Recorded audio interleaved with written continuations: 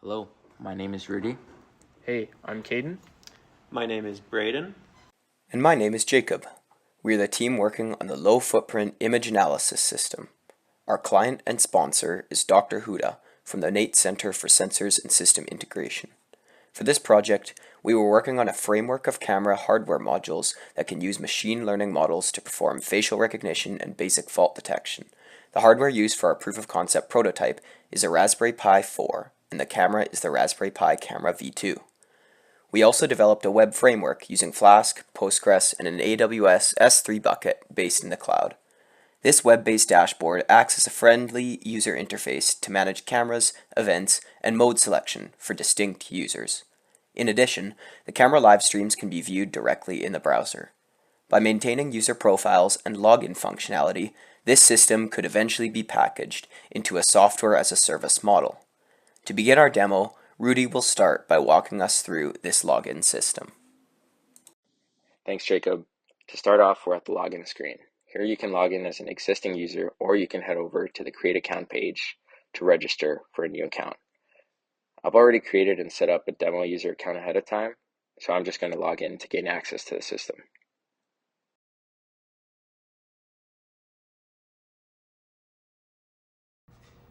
After logging in, you're greeted with the home page. At the top here is the nav bar where you can navigate between the various pages, which we will walk through later. Currently, we're on the home page, which gives you the most relevant information at a glance. Here, we can see a real-time live stream of camera 1, which is in facial recognition mode. The facial analysis result is overlaid on the current frame, so we can see what's happening in real time. Braden is not only a handsome guy, but he's also a known face that the model has been trained on, so he is successfully recognized by the system. This event will be logged for later reference so we can see more information associated with it. Kaden, equally as handsome, but he's unfortunately a new face to the system, so we can see that he is labeled as unknown currently, which means that the facial recognition algorithm could not find a successful match. This will still be logged as an event where the user can check it out later and go through any suspicious activity that occurred. On the right side here, I see the top 3 most recent events that have been detected and broadcasted from all of my cameras connected to this account. From the home page, we can also switch modes of the camera, which changes the machine learning algorithm that is actively running at any given time. Since we were currently in face recognition mode, let's switch over to shape detection.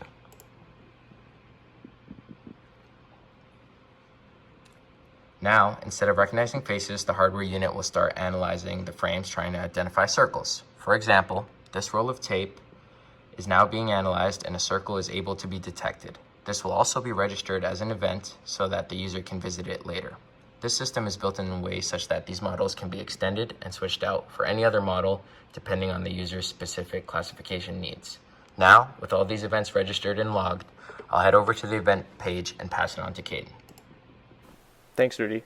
I'll be going through the events page in our web app to see all of the events that have been captured by our camera. In this application, an event is a notification that occurs when the camera detects either a face or a circle in the frame. This event is then sent from the Pi to the server and then uploaded to our database. Each of the events have metadata attached to them, which we display here on this page. The columns correspond to one piece of the metadata.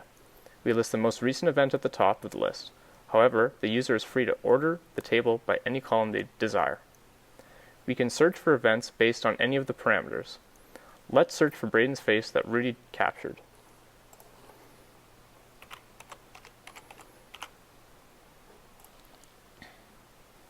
Based on the timestamp and name, we can determine that this is the event we had just captured. We now can take a closer look at this event. Clicking on the View Event button, we are taken to a page where we can see the image of the event as well as all of the metadata. We can also download event images if we wish. This may be useful if we want to use them for further training of our machine learning models. Let's go back to the events page. I am also interested in looking at the event for the circle detection, so let's open that. Okay, cool. Now let's head over to the next major page of our site, the cameras page. Here on the cameras page, we can see all of the cameras I'm connected to. We can see which cameras are online or offline, as well as which mode the camera is currently in. We also can change which is the primary camera. That will change which live feed is displayed on the home page. I'm going to set camera number 4 to be the primary camera. So let's do that. Alright, so now we're back on the home page, and as you can see, camera 4 is now online. We're getting a different angle. You can see that Jacob walked past the camera, and it classifies him as unknown. We're now going to pass this off to Braden to take a look at the train page. Thanks, Kaden. Now we'll see how we can train the facial recognition model. First, we navigate to the training page, which allows us to select a picture and enter the person's name. For this demonstration, we'll be training the model to recognize Kaden, who was previously unrecognized.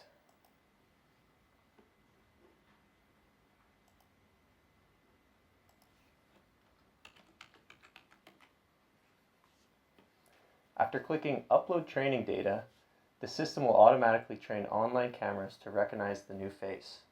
For the best accuracy, we'll upload around 10 pictures.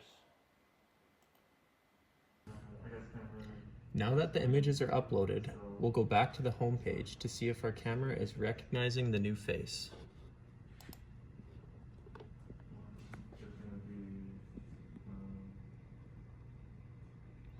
As expected, the camera now labels the image with Kaden's name, and the corresponding event is saved with the name Kaden.